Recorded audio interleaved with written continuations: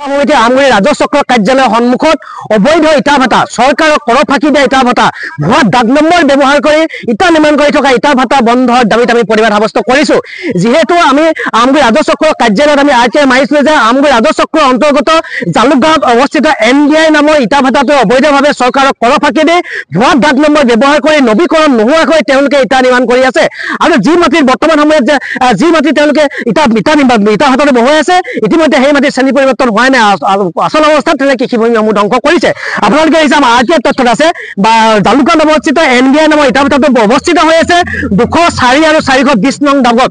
কিন্তু তেওঁলোকে পঞ্জীয়ন কৰিছে 316 নম্বৰ পটা 1576 1580 260 416 আৰু 422 নম্বৰ দাগত তেওঁলোকে পঞ্জীয়ন কৰিছে।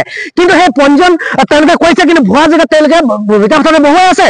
আৰু ইয়াত যেতিয়া আমি ৰাজহ চক্ৰৰ কাৰ্যালয়ত আমি বিচাৰিছিলো পঞ্জীয়ন কৰাৰ সময়ত তেওঁলোকে কোন চৰকাৰী বিষয়া জড়িত আছিলে, কিন্তু আমগুৰি ৰাজহ চক্ৰৰ কাৰ্যালয়ৰ পৰা আমাক উত্তৰ দিছে যে সেই সময়ত যিজন লাট মণ্ডল আছিল তেওঁ অৱশ্যে অৱস্থাত মৃত।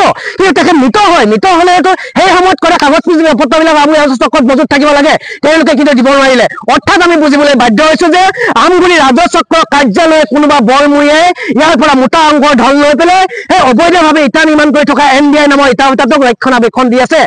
প্ৰদূষণ বিভাগৰ বিষয়ে তেওঁলোকক ৰক্ষণাবেক্ষণ দি আছে। গতিকে চৰকাৰক আজি 15 বছৰ সময়ে চৰকাৰক কৰ ফাঁকি দি ভুৱা ডাক নম্বৰ ব্যৱহাৰ কৰি MDI নামৰ যি ইটা ভাটাৰে ইটা নিৰ্মাণ কৰি আছে এই ইটা নিৰ্মাণ কৰা ভোটাৰটোক যি ৰক্ষণাবেক্ষণ দি আছে চৰকাৰী বিষয়াসকলে তেওঁলোকক গ্ৰেপ্তাৰৰ দাবী জনাইছো।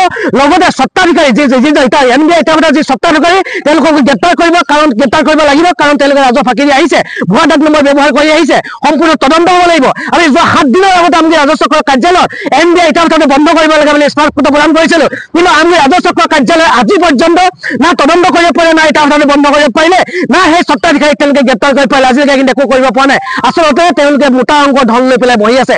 আমি আজি স্মাৰক পত্ৰ প্ৰদান কৰিম শিৱসাগৰ জিলা আয়ুক্ত মহোদয়লৈ, মুখ্যমন্ত্ৰী মহোদয়লৈ। আৰু এই স্মাৰক পত্ৰ প্ৰদান কৰা 7 দিনৰ পিছত এই চৰকাৰী বিষয়া যিকেইজন ইয়াত জড়িত হৈছে তেওঁলোকক যদি গ্ৰেপ্তাৰ নকৰে, লগতে অবৈধভাৱে ইটা নিৰ্মাণ কৰি থকা MDI নামৰ জালুকগাঁৱত অৱস্থিত ইটা ভাটাটোৰ স্বত্বাধিকাৰীক যদি গ্ৰেপ্তাৰ নকৰে তেনেহলে আমি মুখ্যমন্ত্ৰী হিমন্ত বিশ্ব শৰ্মাৰ বিৰুদ্ধে আৰু শিৱসাগৰ জিলা আয়ুক্তৰ বিৰুদ্ধে আমি প্ৰতিবাদী কাৰ্যসূচী ল'বলৈ বাধ্য হ'ম। চাওক, দুৰ্নীতি সহনশীলতাৰ কথা কৈ থকা বৰ্তমান বিজেপি চৰকাৰখনৰ দিনত আমি দেখিবলৈ পালো যে আমগুৰি ৰাজহ চক্ৰৰ অন্তৰ্গত জালুকগাঁৱত যি এটা ইটা ভাটা অৱস্থিত হৈ আছে নেশ্যনেল ব্ৰিক ইণ্ডাষ্ট্ৰী নামৰ এটা ইটা ভাটা যোৱা 15 বছৰ ধৰি তেওঁলোকে ইটা নিৰ্মাণ কৰি আহিছে।